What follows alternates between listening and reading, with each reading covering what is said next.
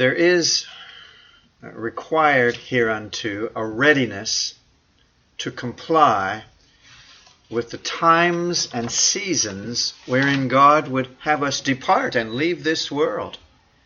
Many think they shall be willing to die when their time is come.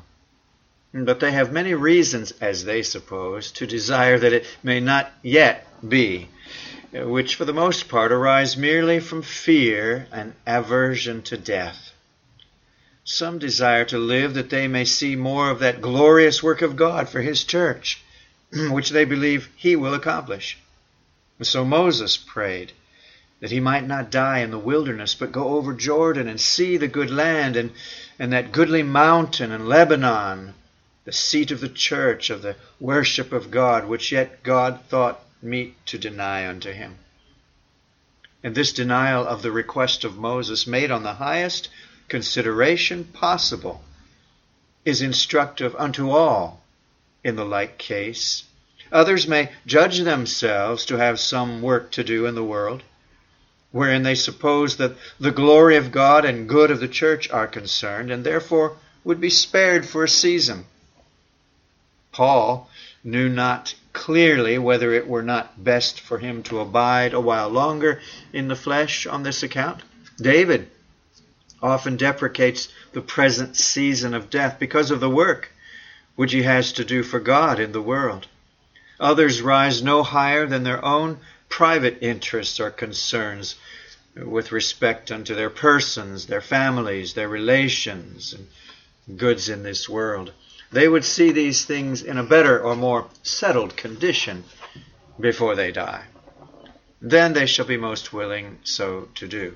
But it is the love of life that lies at the bottom of all these desires in men, which of itself will never forsake them. But no man can die cheerfully or comfortably who lives not in a constant resignation of the time and season of his death unto the will of God, as well as himself with respect unto death itself. Our times are in His hand, at His sovereign disposal, and His will in all things must be complied withal. Without this resolution, without this resignation, no man can enjoy the least solid peace in this world. Fourthly, as the times and seasons, so the ways and means of the approaches of death have especial trials, which, unless we are prepared for them, will keep us under bondage with the fear of death itself. Long, wasting, wearing consumptions, burning fevers, strong pains, or the like from within, or sword, fire, tortures, with shame and reproach from without, may be in the way of the access of death unto us. Some who have been wholly freed from all fears of death as a dissolution of nature, who have looked on it as amiable and desirable in itself, have yet had great exercise in their minds about these ways of its approach. They have earnestly desired that this peculiar bitterness of the cup might be taken away. To get above all perplexities on the account of these things is part of our wisdom in dying daily. And we are to have always in a readiness those graces and duties which are necessary thereunto. Such are a constant resignation of ourselves in all events unto the sovereign will, pleasure, and disposal of God. May He not do what He will with His own? Is it not right and meet that it should be so? Is not His will in all things infinitely holy, wise, just, and good? Doth He not know what is best for us, and what conduceth most unto His own glory? Doth not He alone do so? So is it to live in the exercise of faith, that if God calls us unto any of those things which are peculiarly dreadful unto our nature, He will give us such supplies of spiritual strength and patience as shall enable us to undergo them, if not with ease and joy, yet with peace and quietness beyond our expectation.